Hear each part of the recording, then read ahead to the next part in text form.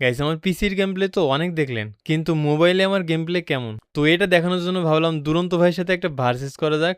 আর দুরন্ত ভাই recently road to Glory tournament খেলছিল, এটার জন্য সে কিভাবে কথা বলতেছে শুনেন। যে মনে করেন যে ই স্পোর্টস খেলে, রোড টু গ্লোরি খেলে, আপনি ওই প্লেয়ারের সাথে আসছেন ভার্সেস করতে, তার মানে বুঝতেছেন যে আপনি কত বড় নুব। মানে তার ভাবটা দেখলেন? আর গাইস আমি কিন্তু মোবাইল একেবারে নতুন, একেবারে নুব বলা যায়। চেষ্টা করব ডে বাই ডে ইমপ্রুভ করার।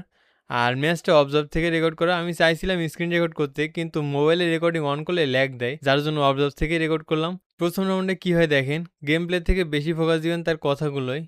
আসলে একটা ই স্পোর্টস প্লেয়ার মনে করেন যে হারানো কত টাফ, এটা শুধু এটা শুধু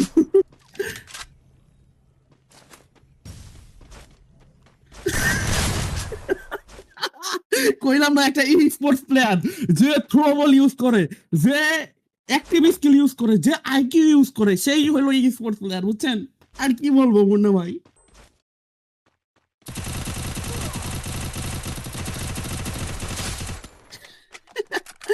আমি যেটা বলতেছিলাম, একটা ই স্পোর্টস প্লেয়ার আইকিউ ইউজ করে, দেখেন আপনি আমার হেডশট মার ট্রাই করতেছেন, আমি বসে পড়ছি, এইটারে বলে আইকিউ, দেখছেন? তো তার এমন অপমান দেখে ভাবলাম যেমনি হোক ম্যাচ জিতবই।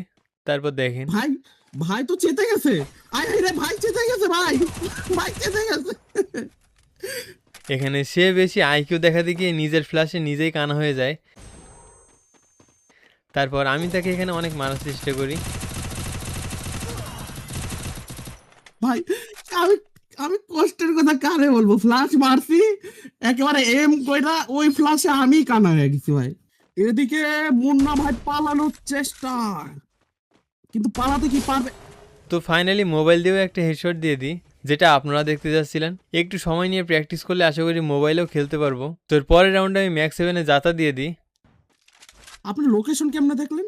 কিন্তু এর পরেও কিন্তু ম্যাচটা আমি হেরে যাই আর দুরন্ত ভাই জিতে যায়। তো জেতার পরে কি বলে শুনেন। ভাই কি যে বলবো ভাই, মানে জেতার পরে যে ভয়েসটাও ডিপ হয়ে গেছে ভাই, এটা ভাই বুঝাই যাচ্ছে ভাই। মানে ভাই কি বলবো, তার ভয়েসটাও নাকি ডিপ হয়ে গেছে। তো বললাম ঠিক আছে ভাই ঘুমান, গুড নাইট। তো তারপর কি বলে শুনেন। থাক ভাই, আপনি যে মনে কত কষ্ট নিয়ে কথাটা বলতেছে যে ঘুমান, আমি বুঝতে পারতেছি ভাই।